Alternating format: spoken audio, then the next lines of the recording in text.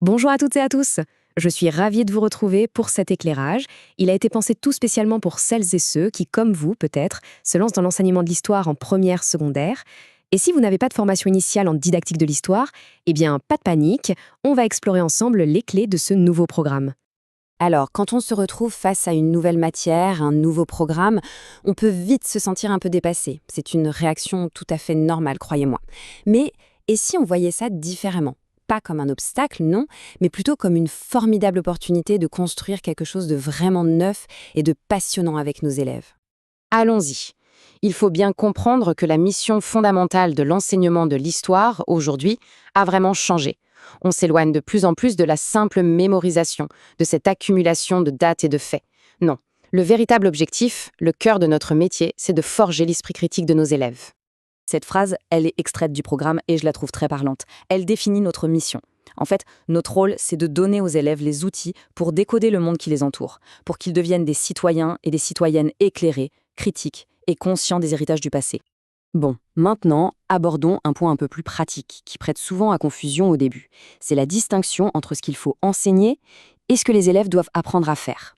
Le programme est très clair là-dessus. Il y a d'un côté les objets d'enseignement et de l'autre les attendus d'apprentissage. En réalité, c'est assez simple. Les objets d'enseignement, c'est le quoi, ce sont les grandes périodes, les thèmes qu'on va aborder. Les attendus d'apprentissage, eux, c'est le comment, c'est-à-dire les compétences que les élèves doivent développer. Et le point essentiel à retenir, c'est que l'évaluation portera sur ce comment, sur ces compétences. Pour que ce soit concret, voilà à quoi ressemblent les objets d'enseignement. Ils balisent un peu notre terrain de jeu. Ce sont les contextes historiques, la matière première, si vous voulez, qu'on va utiliser pour travailler avec les élèves. Et là, on touche au point crucial. Ce tableau, c'est vraiment le cœur du réacteur. Ce sont tous ces verbes d'action, ces compétences qui forment la véritable colonne vertébrale de l'apprentissage en histoire. C'est ça que les élèves doivent être capables de faire à la fin.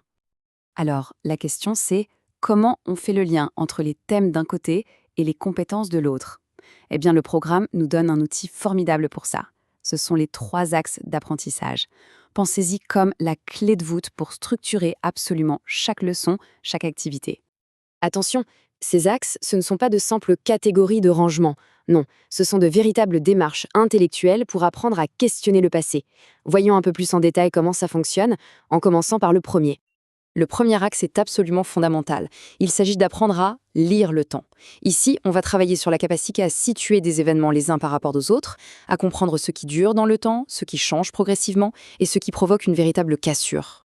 Le deuxième axe, là, on est au cœur du métier d'historien. On apprend aux élèves à ne jamais prendre un document pour argent comptant. On leur apprend à se poser les bonnes questions. Qui a produit ce document? Pourquoi? Dans quel contexte? C'est le développement de l'esprit critique à l'état pur. Et enfin, le troisième axe, c'est celui qui donne vraiment tout son sens au cours d'histoire. Il permet de construire un pont entre hier et aujourd'hui, de montrer aux élèves en quoi ce qui s'est passé il y a des siècles peut encore avoir un impact direct sur leur vie. Bon, la théorie c'est bien, mais la pratique c'est toujours mieux, n'est-ce pas? Pour bien voir comment ces 3 axes s'articulent, prenons un exemple très concret de situation d'apprentissage qui est proposé dans le programme. Voilà, prenons cette situation d'apprentissage sur les calendriers. C'est un exemple parfait. Le thème a l'air simple comme ça, mais vous allez voir, il est d'une richesse incroyable pour développer les compétences des 3 axes en même temps. Dans cette activité, les élèves ne vont pas juste apprendre des dates par cœur, non. Ils vont comparer des sources qui viennent de cultures et d'époques très différentes, ils vont analyser un calendrier romain, un calendrier musulman, bref, ils vont vraiment manipuler des traces du passé pour comprendre comment différentes sociétés ont organisé le temps. Et cette petite phrase, tirée directement du programme, est essentielle. Elle nous dit que la multiculturalité, ce n'est pas un sujet qu'on ajoute à la fin s'il reste du temps. Non. C'est un fil rouge qui est tissé au cœur même de nos activités. L'étude des calendriers devient ici une porte d'entrée magnifique pour comprendre la diversité des cultures. Et à travers cette seule activité, on voit brillamment comment aborder des concepts historiques qui peuvent paraître complexes de manière très concrète. La continuité, eh bien, toutes les sociétés ont ce besoin de mesurer le temps. Le changement, on voit que les systèmes évoluent. La rupture, c'est une grande réforme qui vient tout bousculer. Finalement, pour conclure, rappelons-nous notre rôle. Il ne s'agit pas de transmettre un savoir figé, une histoire terminée.